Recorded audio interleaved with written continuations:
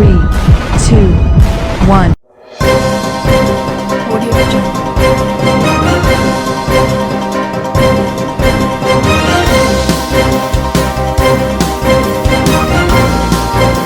Audio Jungle. Audio Jungle.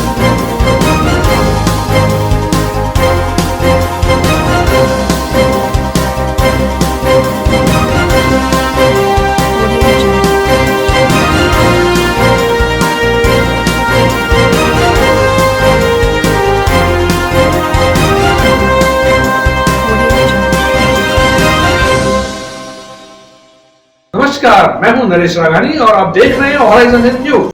पैसे देने वाले अमीर का कब्जा, पैसे नहीं देने वाले गरीब के कब्जे को माना अतिक्रमण। एडीए ने पार्षद की शिकायत पर गुर्जर धरती लोहार बस्ती में 1975 से रह रहे परिवार के आशियाने को उजाड़ा। गुर्जर धरती लोहार बस्ती में स्थानीय पार्षद लक्ष्मी बुंदेल की शिकायत पर एडी के दल ने शुक्रवार को जेसीबी मशीन से कथित सामुदायिक भवन की जमीन का हवाला देते हुए 1975 से काबिज एक परिवार को बेदखल कर उसके आशियाने पर बुलडोजर चलाकर मासूम बच्चे के साथ दंपत्ति को रोड पर ला दिया। मानवीय संवेदनाओं को तार तार करने वाली इस घटना पर प्रशासन चुप्पी साधे हुए है। वहीं पड़ोसियों ने भीषण सर्दी और बरसात में नन्हे बच्चे के साथ दंपत्ति को सिर छुपाने के लिए कोना और खाना देकर अपने पड़ोसी होने का धर्म निभाया। तो वहीं आम आदमी पार्टी की महिला शक्ति प्रदेशाध्यक्ष कीर्ति पाठक के नेतृत्व में आम आदमी पार्टी कार्यकर्ताओं ने शनिवार को पीड़िता उर्मिला, उसके पति व नन्हे मासूम के साथ कलेक्ट्रेट पहुंचकर एडीए चेयरमैन व जिला कलेक्टर प्रकाश राज पुरोहित के कक्ष के बाहर धरना देकर कार्रवाई की मांग की। कीर्ति पाठक ने अजमेर विकास प्राधिकरण की कार्यशैली पर सवाल खड़े करते हुए कहा कि एक ही शहर में कब्जाधारियों पर अलग अलग तरह की कृपा और कार्रवाई देखने को मिल रही है। पैसा देने वाले का कब्जा है और जो पैसा नहीं दे सकता उसका कब्जा अतिक्रमण होता है। ऐसा ही कुछ एडीए की कार्रवाई से नजर आ रहा है। इस मामले में भी 1975 से अपनी दूसरी पीढ़ी में रह रहे इस दंपत्ति को बिना नोटिस और सूचना दिए घर से बेदखल कर दिया गया और उसके आशियाने को उजाड़ दिया गया, जो सरासर एक गरीब पर अन्याय है। आम आदमी पार्टी इसके खिलाफ अंत तक लड़ेगी। जैसा आप लोग जानते होंगे, कल एडीए ने कार्रवाई करी थी गुर्जर धरती पे। इनको इनके घर से निकाल दिया था। 1975 से इसके फादर इस घर के अंदर रह रहे हैं। अशोक गहलोत जी प्रशासन शहरों की ओर चला रहे हैं, पट्टों के नियमन की बातें कर रहे हैं और उसी समय पर अमीर और गरीब कब्जे के अंदर एडीए वो कर रहा है, डिफ्रेंशिएट कर रहा है। एडीए हनुमंत नगर में क्या कार्रवाई करता है, एडीए कोटड़ा के अंदर क्या कार्रवाई कर रहा है। मतलब जो अगर अमीर है और पैसा दे सकता है तो उसका कब्जा रहेगा, और जो गरीब है और पैसा नहीं दे सकता है उसका कब्जा नहीं रहेगा, उसको निकाल दिया जाएगा। इसी चीज़ का विरोध है, हर अवैध चीज़ का विरोध है, हर गलत चीज़ का विरोध है आम आदमी पार्टी करती है। लेकिन सर्दी के अंदर एक छोटे से बच्चे की मां को अगर घर से बाहर निकाला जाता है तो उसका विरोध होगा, क्योंकि सरकार मानवीय दृष्टिकोण अपनाए बिना कोई काम नहीं कर सकती। अनुसार कार्रवाई होती है, नोटिस दिए जाते हैं। इनको एक बार भी 1975 से लेकर अभी तक इनके पास कोई नोटिस नहीं आया, टिल डेट अभी भी नहीं आया है। तो बिना नोटिस के तो कोई कार्रवाई नहीं होती ना। पीड़िता उर्मिला ने बताया कि स्थानीय पार्षद लक्ष्मी बुंदेल ने उनसे 3 लाख रुपए की मांग की थी, उसके बाद 2 फिर 1 लाख रुपए तक देने को कहा, लेकिन उन्होंने बताया कि उनके पास देने को कुछ भी नहीं है। अगर पैसा होता तो वह अपने लिए शौचालय बना लेते, घर के बाहर चद्दर लगाकर पर्दे की ओट में नहीं नहाती। इतनी मुफलिसी झेलते हुए भी वह छोटी सी झोंपड़ी में अपने छोटे बच्चे के साथ रह रही थी, लेकिन उसे यह भी रास नहीं आया और उसने एडीए में शिकायत कर उनके इस आशियाने को उजाड़ कर उन्हें सड़क पर ला दिया है। हमारे को घर से बाहर निकाल दिया था और लक्ष्मी बुंदेल जी ने पहले हमारे से पैसे मांगे थे, दोनों मियाँ बीवी से, कि 3 लाख रुपए दो, और क्या नाम से 3 नहीं तो मैंने बोला मैडम हमारे पास तो कुछ भी नहीं है। 3 लाख होते तो हमारा लेटरिन बाथरूम बन जाता। एक झोपड़ी पट्टी से इसको आड़ा लगा के ऐसे नहाती थी मैं, पर्दा वर्दा लगा के ऐसे नहाती थी मैं। तो उस बोलती कि 3 नहीं होते तो दो। मतलब हमारे पास तो कुछ भी नहीं है मैडम, हमारे से तो नहीं हो सकता है। और इतने सब कुछ आए मगर उनने किसी ने कुछ भी नहीं करा। मगर एक ये है मैडम आई, इनने इतना कर दिया कि मेरा घर को सील कर दिया और हमारे को बेदखल कर दिया घर से। कौन सी जगह था आपका? हमारा तो रोजगारी भी छीन लिया गया है। हमारी दुकान को भी सारी कुछ डेसमेज कर दी है। हमारा पूरा सब वहीं से चल रहा था। और हमारी दुकान सारी डैश मैच कर दी। हमारा जो भी सामान है वो पूरा गीला हो चुका है, बिस्तर तक गीला हो चुके हैं, आटा राशन तेल वेल सब फैल चुका है। कहाँ रहे होंगे? हाँ, मैं ना, हमारे पड़ोसी ने सुलाया, हमारे को पड़ोसी ने बिस्तर दिए, उनने अपने घर में लिया बच्चे के तौर पे कि बच्चा बीमार हो जाएगा। और हमारे से पैसे मांगती है, 3 लाख दो, 3 नहीं तो दो नहीं तो 1 दो। खाली करवा हमारे दूंगी, अगर कभी पैसा कभी भी नहीं खाली करा देगा। दूंगी मैं, 1 सेकंड में खाली करवा दूंगी। और हमारे को कुछ भी पता नहीं चला कि कौन आया और क्या करा हमारे साथ में।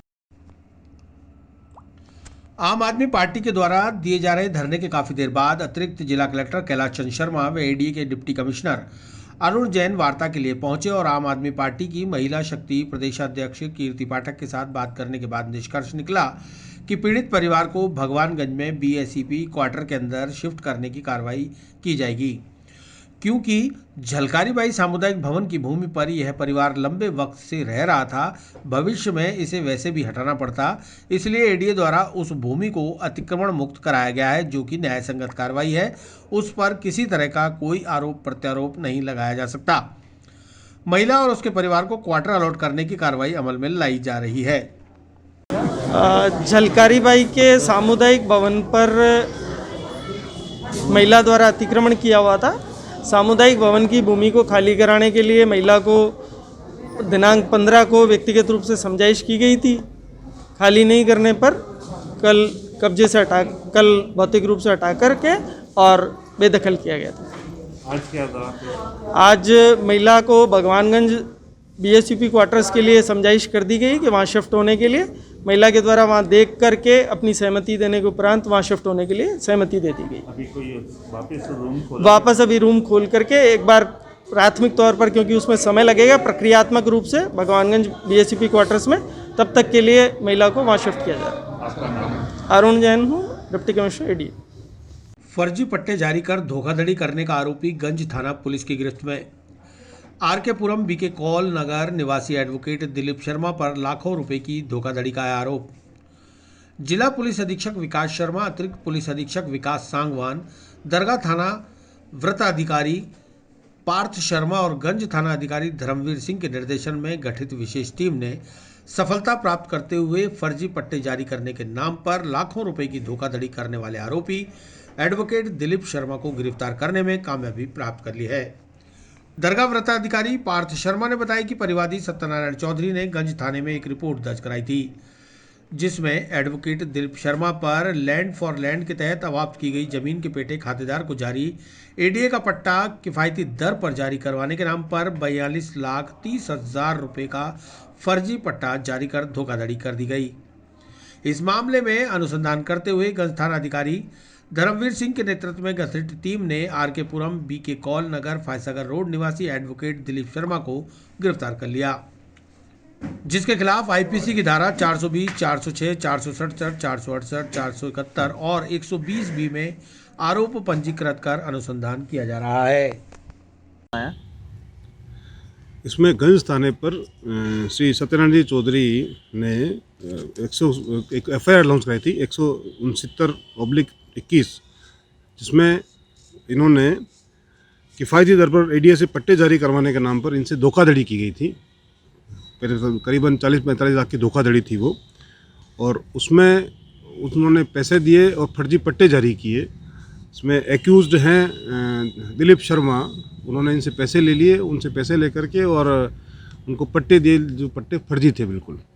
उस मामले में हमने दिलीप शर्मा को श्रीमान एसपी साहब के निर्देशन में, एडीसी साहब के निर्देशन में और एसएचओ साहब गंज धर्मवीर जी ने, तीनों ने उनके निर्देशन से इसको अरेस्ट किया है और इसको यथोचित न्यायालय में पेश किया जाएगा और जैसे भी न्याय संगत कार्रवाई होगी वो की जाएगी।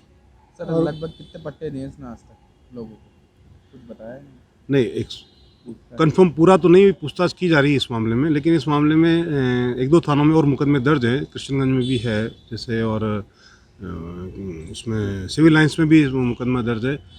करीबन शायद करोड़ों रुपए का मामला होना चाहिए। अभी इस मामले में हमारी तफ्तीश जारी है। सर, आगे और भी परिवादी आने की उम्मीद है? बिल्कुल। सर, पेशे से क्या करता है? पेशे से वकील है। सर, कब से कर रहा है? अभी इस बारे में अनुसंधान जारी है। सर, आरोपी कहाँ का है, क्या नाम है? आरोपी का नाम सर दिलीप शर्मा एडवोकेट है और ये रहने वाले हैं 100 RK Puram colony BK Kaul Foysagar Ajmer के। शुक्रिया। कोरोना योद्धा दिवंगत डॉक्टर राकेश सिवासिया के परिजन शिवानी सिवासिया को 5 लाख रुपए का चेक भेंट। इंडियन मेडिकल एसोसिएशन एवं मैनकाइंड फार्मा द्वारा दिया आर्थिक संबल। इंडियन मेडिकल एसोसिएशन के अध्यक्ष एवं पूर्व विधायक डॉक्टर राजकुमार जयपाल ने कहा कि कोविड-19 संक्रमण काल में जरूरतमंदों की मदद के लिए भामाशाह अहम भूमिका निभाएं। डॉक्टर राजकुमार जयपाल ने इंडियन मेडिकल एसोसिएशन एवं मैनकाइंड फार्मा द्वारा शनिवार को अजमेर क्लब में आयोजित कार्यक्रम के दौरान कहा कि कोविड-19 संक्रमण में अपनी जान देने वाले कोरोना योद्धाओं के आश्रितों और जरूरतमंदों की मदद के लिए भामाशाह आगे आकर मदद करें। उन्होंने आमजन से कोविड-19 संक्रमण की तीसरी लहर के बढ़ते प्रकोप को देखते हुए राजस्थान सरकार द्वारा जारी गाइडलाइन की सख्ती से पालना करने का आग्रह किया। इंडियन मेडिकल एसोसिएशन के महासचिव डॉक्टर हरबंस सिंह दुआ ने बताया कि कार्यक्रम में इंडियन मेडिकल एसोसिएशन की अनुशंसा पर मैनकाइंड फार्मा द्वारा डॉक्टर राजकुमार जयपाल, डॉक्टर अनिल जैन और डॉक्टर अनिल सांवरिया के सानिध्य में कोविड-19 संक्रमण काल के दौरान कोविड संक्रमितों की सेवा करते हुए जान देने वाले कोरोना योद्धा डॉक्टर राकेश सिवासिया के परिजन शिवानी सिवासिया को 5 लाख रुपए का चेक भेंट कर आर्थिक संबल प्रदान किया गया। इस अवसर पर इंडियन मेडिकल एसोसिएशन के doctor Mahesh Gupta, doctor Bharat Chawlani, doctor Chetram Raipuria, doctor Lal Thadani, doctor Sanjay Purohit, Ajmer शहर जिला कांग्रेस कमेटी के निवर्तमान महासचिव शिव कुमार बंसल, अरविंद धौलखेड़िया, मैनकाइंड फार्मा के रीजनल मैनेजर महेश बत्रा, गंगा शरण जाटव, भवजीत सैनी, योगेश मौर्य सहित बड़ी संख्या में चिकित्सक व नर्सिंग कर्मी मौजूद रहे। IMA के बैनर में एवं डॉक्टर अनिल जैन, डॉक्टर अनिल सांवरिया और हमारे सचिव डॉक्टर अर्बन सिंह दुआ के सबके सानिध्य में जो हमारे मेंबर थे डॉक्टर राकेश सिवासिया, जिनकी कि पिछले कोविड में असामयिक डेथ हो गई थी, उनको मैनकाइंड फार्मा ने 5 लाख का एक चेक दिया है। और मैं एक तो धन्यवाद देता हूँ मैनकाइंड को और ये विश्वास करता हूँ कि इसी तरह से जो कोरोना वॉरियर हैं उनकी सेवा करते रहेंगे, उनका ध्यान देते रहेंगे। साथ ही मैं एक और संदेश देना चाहूँगा कि जो ओमिक्रॉन वेरिएंट आया है कोरोना का, उसमें थोड़ा सावधानी बरतें, सोशल डिस्टेंसिंग रखें, मास्क लगाएं और ज़्यादा गैदरिंग नहीं करें, तो इससे बच सकते हैं। और ऐसे ये जो वेरिएंट है इतना ज़्यादा भयानक नहीं है, लेकिन तो भी इससे बचना आवश्यक है। जो भी सावधानी है वो रखना जरूरी है। अजमेर रेलवे स्टेशन पर प्लेटफॉर्म नंबर 5 और 6 के बीच ट्रेन का कोच हुआ डिरेल। कोच के डिरेल होने की सूचना पर रेल प्रशासन में मचा हड़कंप, कोच को पटरी पर चढ़ाने की कार्रवाई जारी। शनिवार को रेलवे स्टेशन के प्लेटफॉर्म नंबर 5 और 6 के बीच शंटिंग लाइन पर शंटिंग कर रही ट्रेन का एक कोच पटरी से डिरेल हो गया। कोच के डिरेल होने की सूचना रेल प्रशासन को लगी तो हड़कंप मच गया। आनन फानन में संरक्षा विभाग के कार्मिकों ने रेलवे स्टेशन पहुंचकर मोर्चा संभाला और डिरेल कोच को पटरी पर चढ़ाने की कार्रवाई शुरू कर दी गई। गनीमत रही कि इस हादसे में किसी तरह की कोई हानि नहीं होने पाई। सूत्रों के मुताबिक शंटिंग कर रही ट्रेन कोच को लेकर यार्ड की ओर जा रही थी, तभी प्लेटफॉर्म नंबर 5 और 6 के बीच बनी शंटिंग लाइन से यह कोच डिरेल हो गया था। बढ़ते कोरोना संक्रमण से लगाई जा रही पाबंदियों के चलते गरीबों पर फिर गिरी गाज। दरगाह में फूल की दुकानें बंद होने से दुकानदार और कर्मचारी हुए बेरोजगार। बढ़ता कोरोना संक्रमण एक बार फिर लगाई जा रही पाबंदियों के चलते गरीबों को भुखमरी की ओर ले जाने पर आमादा हो चुका है। पिछले 2 साल से कोरोना महामारी में आर्थिक मार झेल चुके छोटे और मझोले कारोबारी एक बार फिर उसी दौर में आ खड़े हुए हैं। धार्मिक स्थलों पर फूल, प्रसाद, चादर व अन्य पूजा की सामग्री बेचने वालों पर राज्य सरकार के निर्देश पर प्रशासन ने पाबंदियां लागू कर दी हैं। विश्व प्रसिद्ध सूफी संत ख्वाजा मोइनुद्दीन हसन की दरगाह में शनिवार को फूल की दुकानों को बंद कर दिए जाने से जहां अकीदतमंदों की आस्था प्रभावित हुई, वहीं इन दुकानों से जुड़े कई परिवार फिर से बेरोजगार हो गए। फूल की दुकान पर काम करने वाले अब्दुल साजिद कुरैशी ने बताया कि सरकार सबसे पहले छोटे और मझोले दुकानदारों पर पाबंदियां लगा देती है, जिसकी वजह से अनेकों गरीब परिवार बेरोजगार होकर भुखमरी की ओर चले जाते हैं। ऐसे में सरकार को पहले इन लोगों के लिए कोई आर्थिक सहायता या मदद करनी चाहिए, उसके बाद ही पाबंदियां लगानी चाहिए। हाँ बताइए, आज फूल की दुकानें जो बंद है, ये गवर्नमेंट का आदेश है कि फूल की दुकानें बंद की जाए, इसलिए फूल की दुकानें बंद कर दी गई है। और हर दुकान में 10-10 आदमी काम करता है, उनका तो रोजगार छीन गया है। सरकार को ऐसी गाइडलाइन बनानी चाहिए जिससे उनका भी काम चले और उनका भी रोजगार चले।